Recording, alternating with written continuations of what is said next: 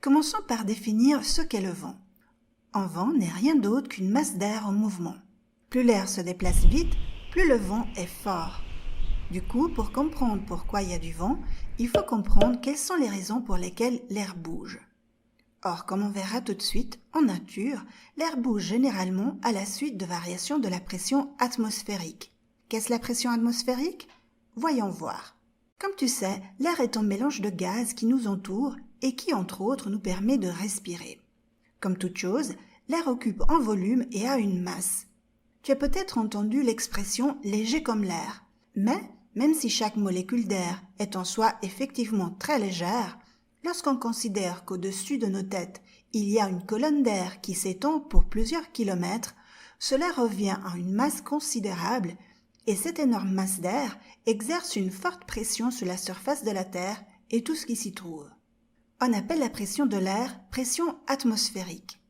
En moyenne, la pression de l'air sur un mètre carré de surface terrestre correspond à environ 10 tonnes. Puisque la pression de l'air s'exerce dans tous les sens à tout ce qui est exposé, tu te demandes peut-être comment ça se fait que cela ne nous écrase pas. Heureusement, il s'avère que la pression interne de notre corps se règle de façon à contrebalancer la pression de l'air. Donc, normalement, on ne perçoit la pression de l'air que lorsqu'elle change de façon très rapide. Or, il faut savoir que la pression atmosphérique n'est pas la même partout.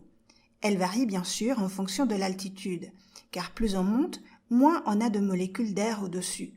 Mais, et ça c'est très important, elle peut aussi varier en fonction de la température. En effet, lorsqu'une masse d'air augmente de température, elle se dilate et devient ainsi moins dense. Ou, si tu me pardonnes l'imprécision, comme on dirait dans le langage de tous les jours, elle devient plus légère. Cela a deux conséquences. Comme tout ce qui est moins dense que ce qui l'entoure, l'air chaud monte dans l'atmosphère. 2. Puisque l'air est plus léger, la pression exercée par l'air diminue. On aura donc ce qu'on appelle une zone de basse pression. Au contraire, lorsqu'une masse d'air se refroidit, elle devient plus dense, ou si tu veux plus lourde. À nouveau, cela a deux conséquences.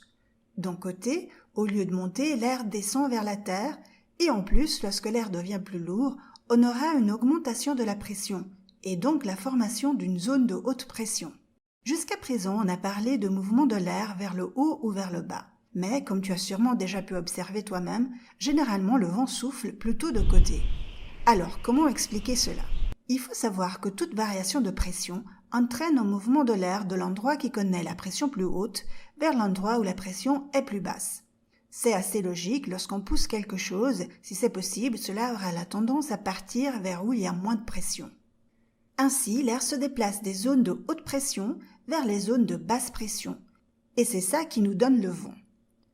Plus la différence de pression est grande, plus vite l'air se déplace et plus fort sera le vent.